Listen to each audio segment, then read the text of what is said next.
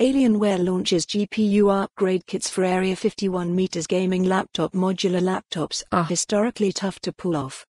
Forward-looking, the real appeal of a modular system like this is whether or not users will be able to upgrade to the next generation of graphics card. History would suggest that's a big negative, but we won't know for a while longer.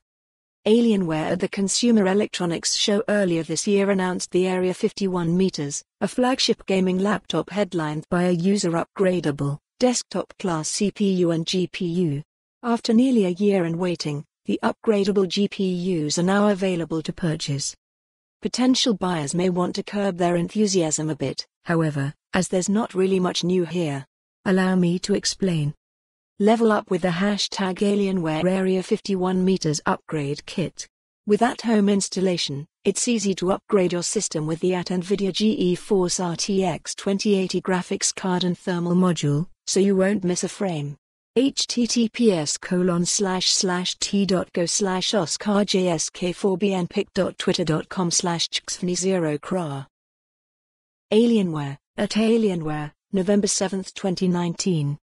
The Dell subsidiary is offering the Alienware Area 51 meters upgrade kit with thermal module and NVIDIA GeForce RTX 2070 and RTX 2080 variants priced at $1,038.99 and $1,638.99, respectively. That's a hefty premium over their desktop counterparts, sure, but such is the cost of doing business in the proprietary laptop industry. More underwhelming, still, is the fact that both GPU options have been available from the get-go when configuring a new system. Really, this means that the new upgrade kits are only appealing to those that skimped on their GPU out of the gate.